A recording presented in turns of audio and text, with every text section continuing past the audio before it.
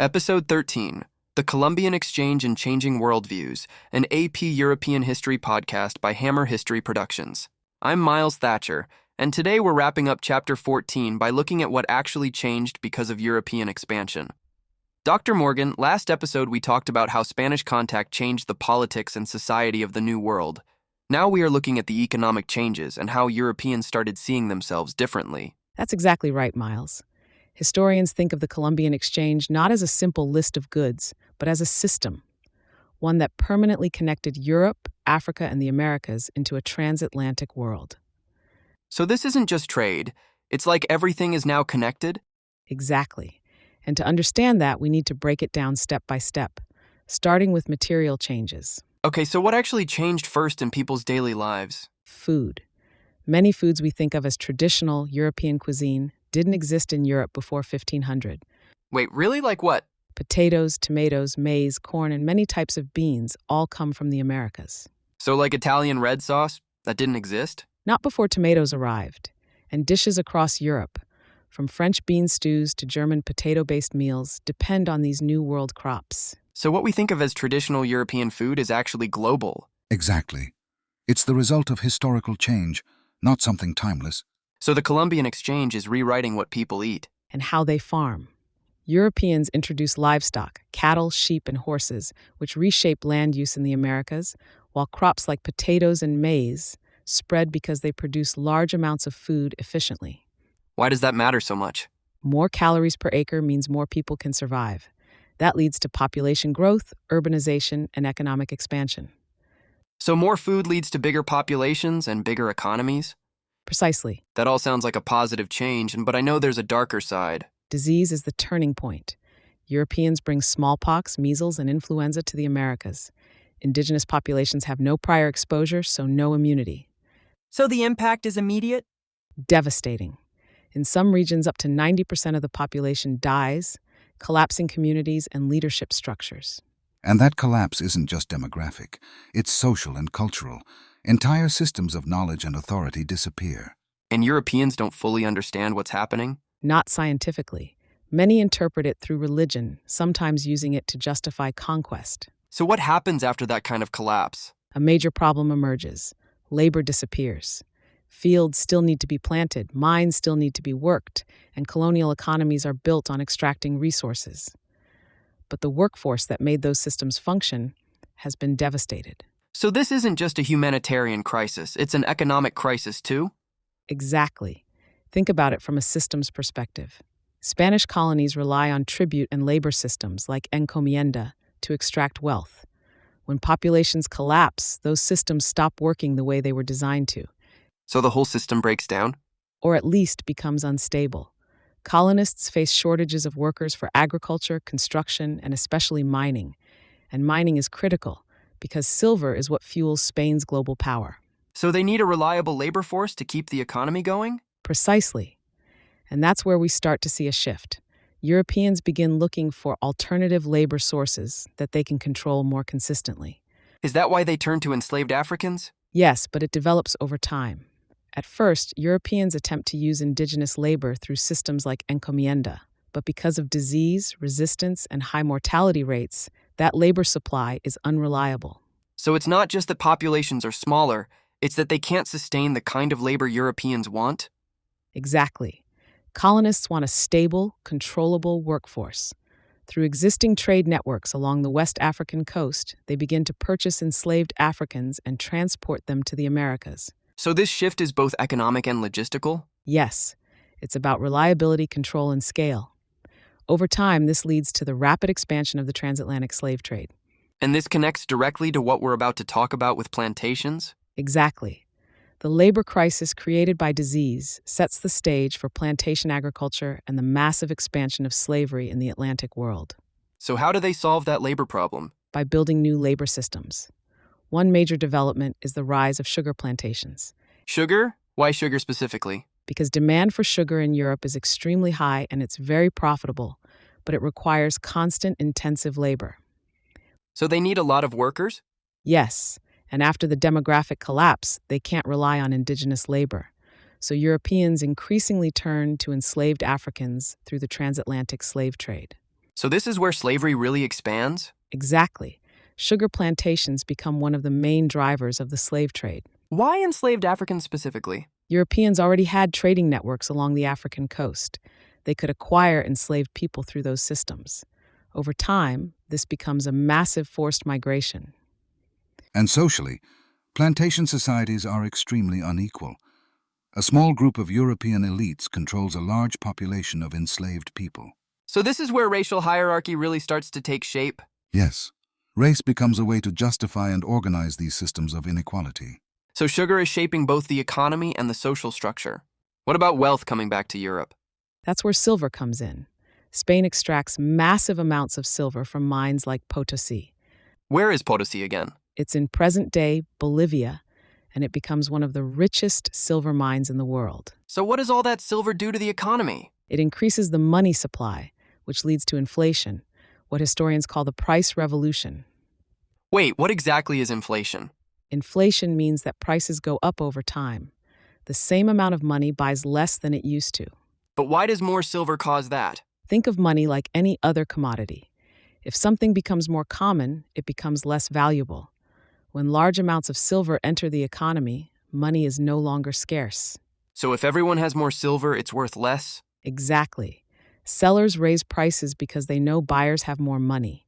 Over time, this drives prices up across the economy. So it's not that goods become more valuable, it's that money becomes less valuable? Precisely. That's a key distinction. How does that affect people? It affects different groups in different ways.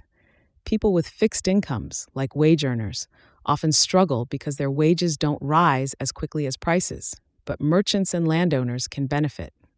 So inflation creates winners and losers? Exactly, and it reshapes economic relationships across Europe. Does the silver stay in Spain? No, it flows across Europe and into Asia, especially through trade with China. So this is connecting economies globally? Yes, different regions of the world are now connected through continuous exchange. Silver from the Americas circulates globally, linking Europe to Asia, while goods, people, and capital move across the Atlantic on a regular basis. So what happens in one place affects others? Exactly. And that has uneven effects. Some regions benefit enormously from this new access to transatlantic trade, while others begin to fall behind. What do you mean by that? Think about geography. Atlantic-facing ports like Lisbon, Seville, and later Amsterdam and London are positioned to take advantage of oceanic trade. They become hubs of commerce, finance, and shipping. So those cities get richer? Yes, trade brings wealth, and wealth brings investment, shipbuilding, banking, insurance. These cities grow rapidly and become centers of economic power. What about places that aren't on the Atlantic? Many older Mediterranean centers, like Venice and Genoa, begin to lose their dominance. They had thrived on trade with the eastern Mediterranean and overland routes, but the shift to Atlantic trade reduces their relative importance. So the center of economic power is literally moving west? Exactly. And it's not just cities, entire countries are affected. Atlantic states like Spain, Portugal, England, France, and the Dutch Republic gain advantages, while others struggle to keep up. So globalization creates winners and losers? Precisely. And governments respond to that. European states begin to adjust their policies to take advantage of global trade. What kind of policies? States start to support merchants, regulate trade, and build navies to protect shipping routes. They want to control resources, colonies, and trade flows. So governments are getting more involved in the economy? Yes, and in a more coordinated way. Rulers recognize that economic strength is tied to political power. That leads to stronger, more centralized states that can tax, regulate, and direct economic activity. So this is starting to connect to what we'll see later with stronger monarchies? Exactly. This is an early step toward the centralization of state power. Governments become more organized because they need to manage increasingly complex economic systems. So globalization isn't just about trade? It's changing politics too? Yes. Economic change drives political change. The growth of global trade helps lay the foundation for the powerful states we'll see in the 17th century. So the Columbian Exchange isn't just about Europe and the Americas. It's reshaping the balance of power within Europe itself. Exactly. That's what makes it so important. What about religion? European expansion is often justified by spreading Christianity. Missionaries, Especially Catholic orders like the Franciscans, Dominicans, and later the Jesuits travel with explorers and settlers. Why is religion such a big part of expansion? It serves both as a motivation and a justification. European rulers and the Church argue that expanding overseas allows them to convert non-Christians, which they see as a religious duty. So it's not just about money or land, it's also about belief? Exactly. Religion shapes how Europeans understand their role in the world. Many genuinely believe they are bringing salvation, even as they are also building empires. Do people actually convert in the Americas? Many do. Millions are baptized, especially in Spanish territories like New Spain. But conversion is complicated. What do you mean by complicated?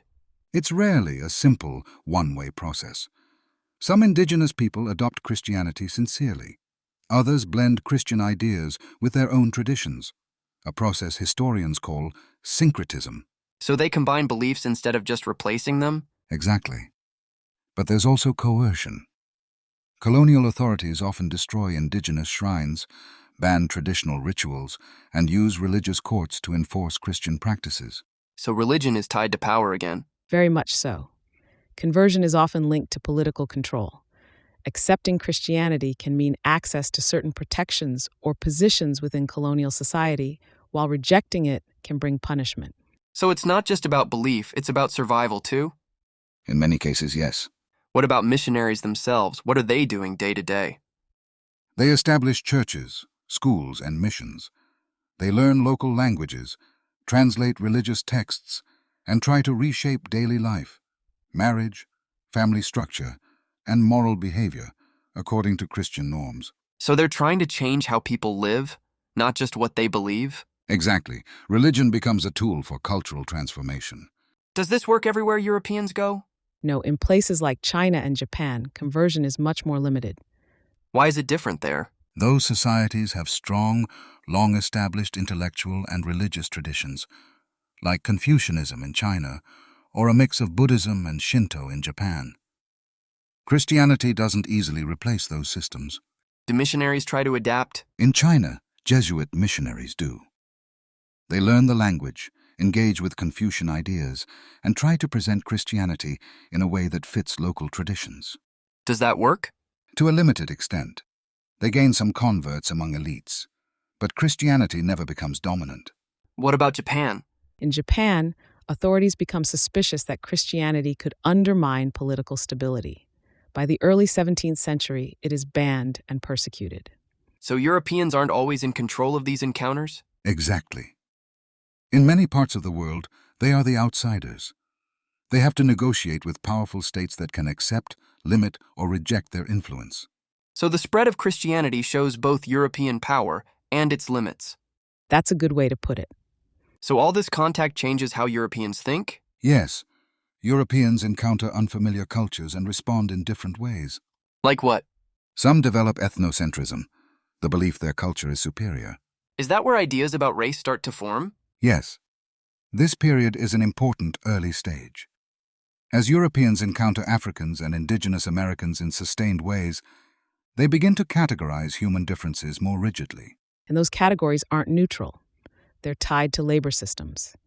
As slavery expands, Europeans develop ideas that rank groups hierarchically to justify who is enslaved and why. So race is being used to explain and justify the system? Exactly. What begins as observation of difference becomes a structured way of thinking about human hierarchy. These ideas are not yet fully developed into modern racial theory, but the foundations are being laid here.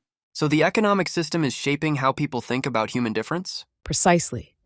The need for a stable labor force and the realities of empire push Europeans toward more rigid, inherited categories of identity. That seems like what we've been seeing so far. But others begin to question those assumptions. Who does that? Michel de Montaigne. He argues that what Europeans call barbaric is just different. So he's saying maybe Europeans aren't the standard? Exactly. That's cultural relativism. Was that a common idea? Not dominant, but it reflects growing skepticism. So expansion is making people question things they used to take for granted? Yes. And you can see this in literature as well. Writers like Shakespeare explore identity, difference, and power. So the world feels more complicated? Exactly. Expansion creates tension between certainty and doubt. The Columbian Exchange changes material life, food, population, labor systems, and intellectual life, religion, race, and culture. Let me try to put this together. The Columbian Exchange changes what people eat and leads to population growth in Europe.